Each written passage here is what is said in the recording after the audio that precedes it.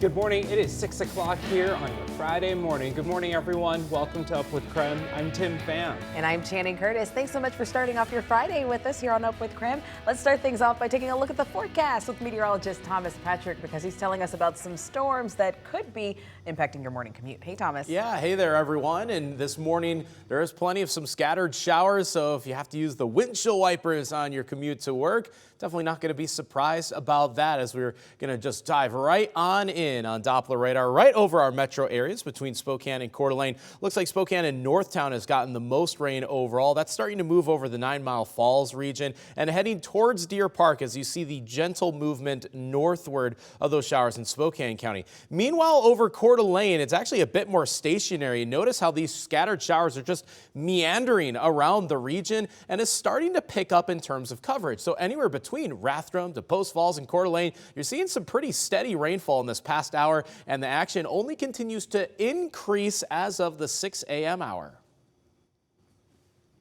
And we're taking a live look at traffic conditions right now. You're taking a look at I-90 and Division. You can see at 6 o'clock, traffic already starting to pick up.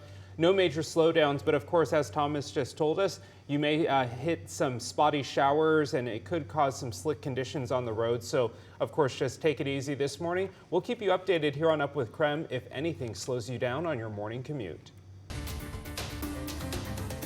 An unsealed indictment now reveals the third person who is charged in the international kidnapping of a Pullman toddler. Yeah, that's right. KREM 2's Shannon Mowdy has the new developments for us this morning. We have now confirmed Nadia Cole, the fiance of Aaron Ong, is the third person facing charges in this case. She was indicted along with Ong and his father James on August 7th. Federal records show Cole's attorney appeared in court Wednesday, allowing this indictment to be fully unsealed.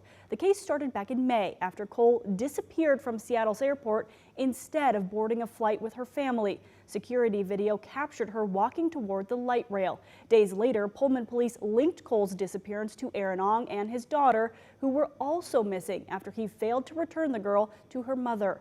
Investigators called it more than coincidence. Cole vanished at the same time. The federal charging document shows Ong picked up Cole at a pre-designated location in Tacoma, then they crossed the Mexican border. Cole and Ong stayed in Mexico with his daughter for around a month until early July. All three were contacted by Mexican officials July 4th. Only Cole was deported at that time. Ong and his daughter were in the country 3 more days before his arrest.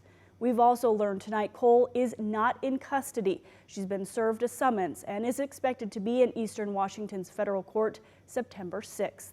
Shannon Mowdy, KREM 2 News. Now to the brazen tiny home burglary. A Spokane woman is now reunited with her tiny home after it was stolen from a storage facility on Monday. We first told you about this.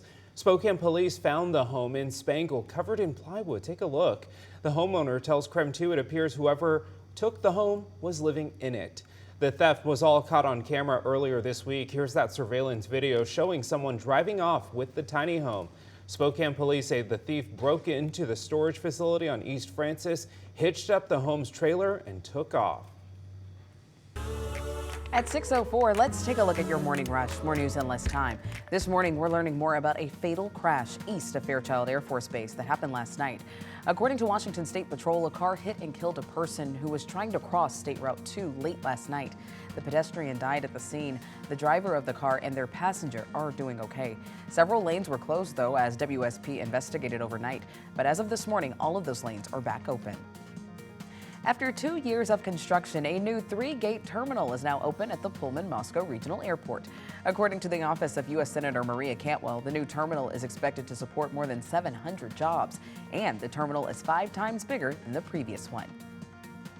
And get a load of this, Manitou Park has been named Washington State's best public park by HGTV. And a list of each state's top public parks, HGTV says Spokane's Manitou Park is perfect for every season. The article says that features like the gardens, conservatory, duck pond, and hiking trails are all what makes the park stand out among the other public parks. And that's a look at your morning rush.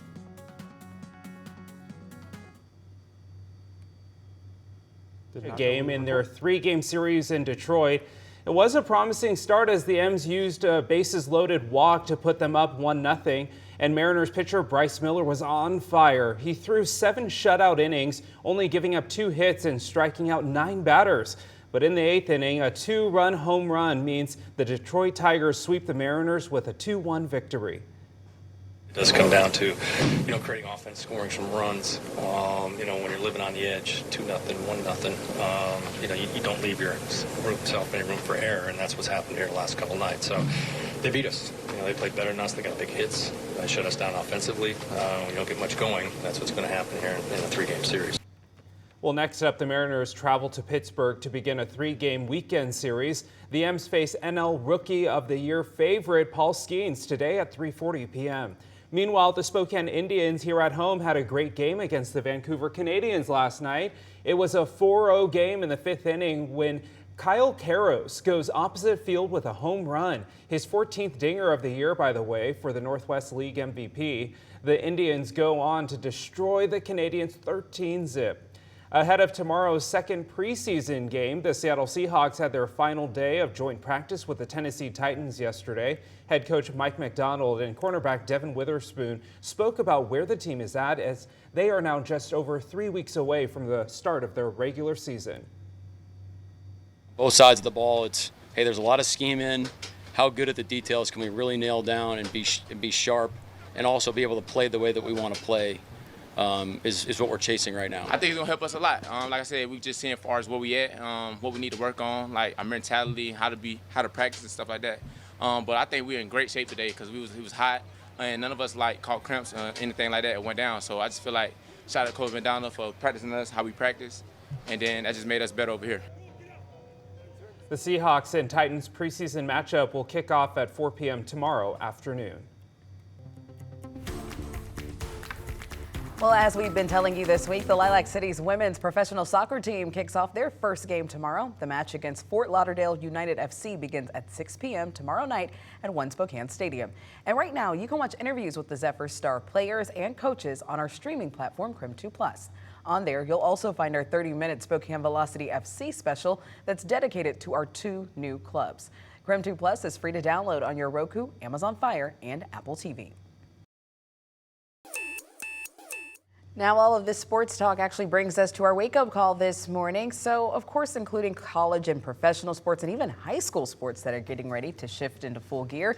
There are a ton of teams across our region to support. So this morning, we want to know, who are your favorite teams to cheer on? As always, you can text us at 509-448-2000 or post to social media and use the hashtag #UpWithKREM. Right now, we have one viewer saying, love the Mariners, looking forward to being a Zephyrs fan. I'm looking forward to cheering on the Zephyrs, too. Love the Rangers. Random, I didn't send that in. Okay, that was not sure? me. I am positive. I can fact check that was not me, but I love that. Go Zags. Same. I've been a Zags fan for forever. People always think that's super weird, but Adam Morrison made me a Zag fan. See? So there you go. There are lots of fans. We have so many great teams. So text us your favorites. 509-448-2000. Growing up in Wisconsin, I rooted for all the sports teams there, but we didn't have a hockey team, so go Kraken. Can't wait for next season. As for our forecast here this morning, haven't had any rain here at our studios, but it's not too far away. It's been more over the north side of town is where the heaviest rain has been falling, and it's moving northward, but we'll continue to watch any more pop-up showers over the southern portions of the county if that's going to be heading towards Spokane. But you see the numerous scattered showers. It actually is just getting more and more widespread as you head eastward. So if you're along I-90 from 4th of July Pass all the way through the Silver Valley, it is just straight rainfall here, and even heavy at times where you see some yellow and orange shades on Doppler radar. But I haven't really seen much lightning, maybe one lightning strike on the Montana side of the state line over there in the last hour. But we'll keep an eye if there are any pockets of not just heavier rain, but possible thunderstorms. But so far, it's just been numerous scattered showers, especially along the I-90 corridor this morning.